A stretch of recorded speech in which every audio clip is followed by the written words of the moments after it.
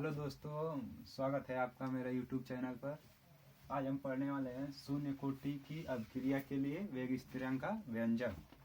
क्या पढ़ने वाले हैं? शून्य कोटि की अभिक्रिया के लिए वेग स्थिरांक का व्यंजक।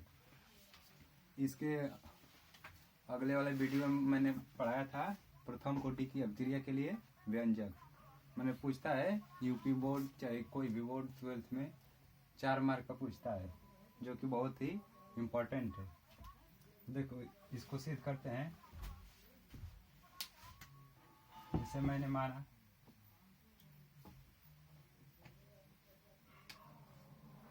कोई जिसे ए अभिकारक है, मिलकर क्या बन रहा है? उत्पाद बना रहा है।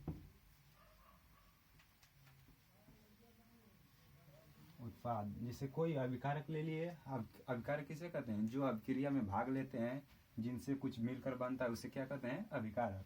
इसे क्या कहते हैं? अभिकारक। अभिकारक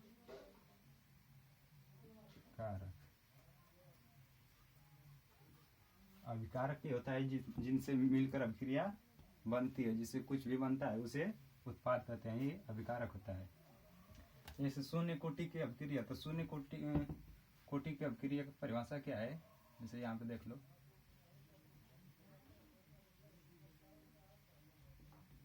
कोटि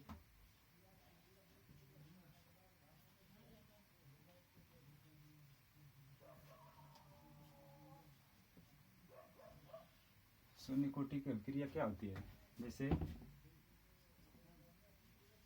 dx/dt, इसे क्या कहते हैं? जैसे कोई भी अभिक्रिया की दर, उस अभिक्रिया में भाग लेने वाले अभिकारक। अभिकारक क्या है? यहाँ पे ए है।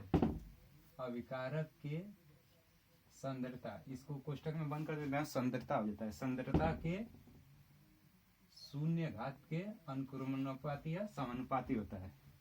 शून्य कोटि अभिक्रिया क्या होती है? कोई भी अभिक्रिया की दर, ऐसी अभिक्रिया जिसमें अभिक्रिया की दर उसमें भाग लेने वाले अभिकारक के सांद्रता के शून्य घात के अनुक्रमणानुपाती होती है, उसे शून्य कोटि की अभिक्रिया कहते हैं। तो देखो, यहाँ से हो जाएगा शून्य कोटि की अभिक्रिया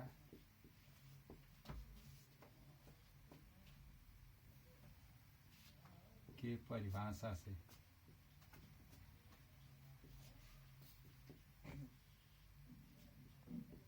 शून्य कोटि की अभिक्रिया क्या है? वहां से dx/dt अनुक्रमणानुपाती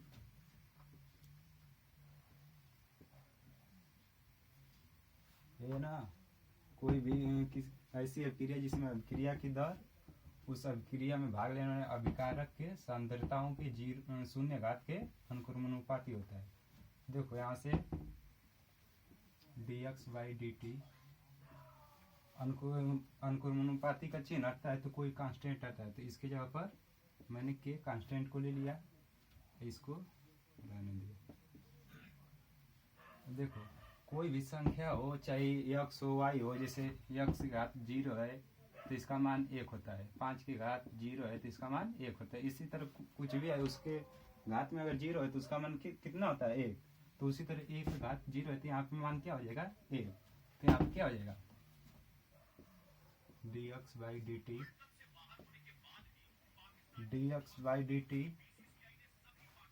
बराबर क्या हो जाएगा?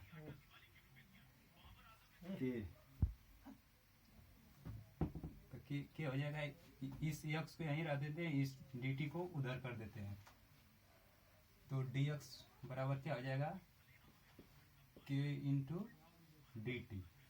अब लिख देंगे समाकलन करने पर, समाकलन दोनों पक्ष का समाकलन कर देंगे करने पर। अब दोनों पक्ष का समाकलन कर देंगे तो यहाँ से क्या हो जाएगा?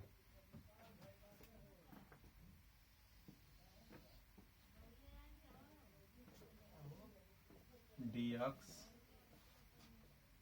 ये क्या हो जाएगा, k कांस्टेंट है तो इसको समाकलन से बाहर निकाल लेंगे तो क्या हो जाएगा k इंटू समाकलन dt।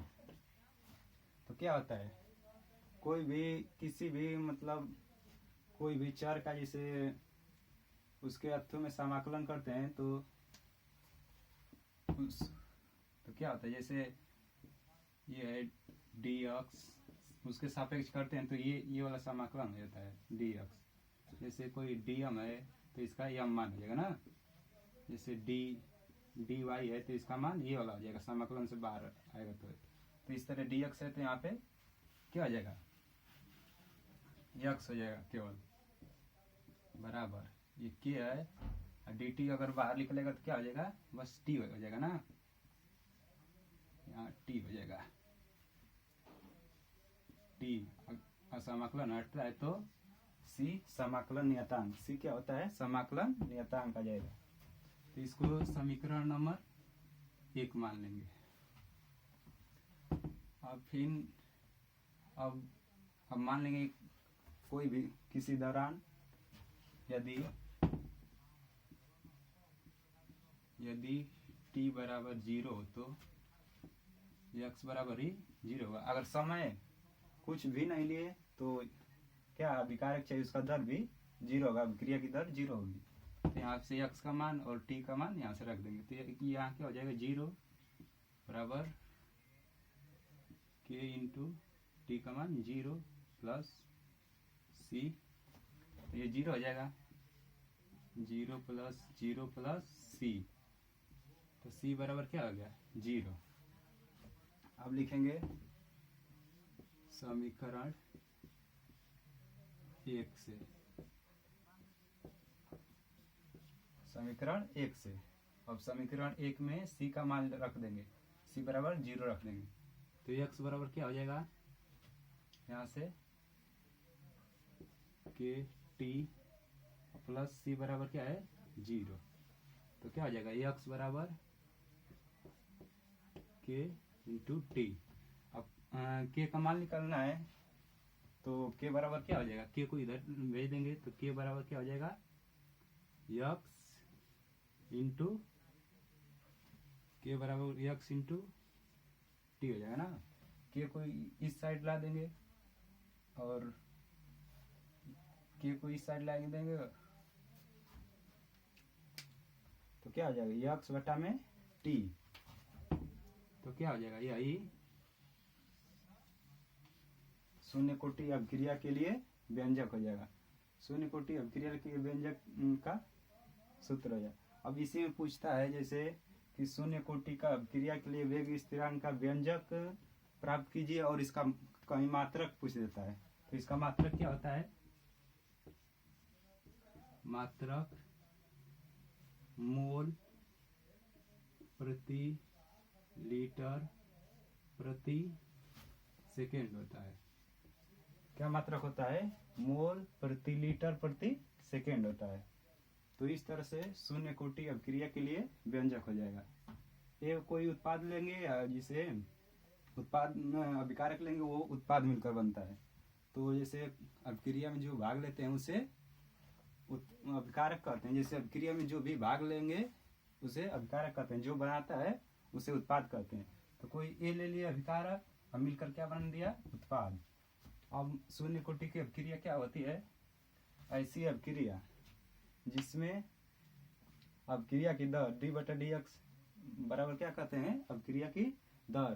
तो किसी अभिक्रिया की दर उसमें भाग लेने वाले पदार्थ के सांद्रताओं के शून्य घात के व्युत्क्रमानुपाती अनुक्रमानुपाती होता है। तो यहाँ से शून्य कोटि की अभिक्रिया से परिभाषा से लेंगे, वही है यहाँ पे, यहाँ अनुक्रमानुपाती का चिन्ह हटेगा तो के कांस्टेंट आ जाता है। यहाँ कोई भी संख्या का मान अगर घात में 0 हो तो 1 मान हो जाएगा।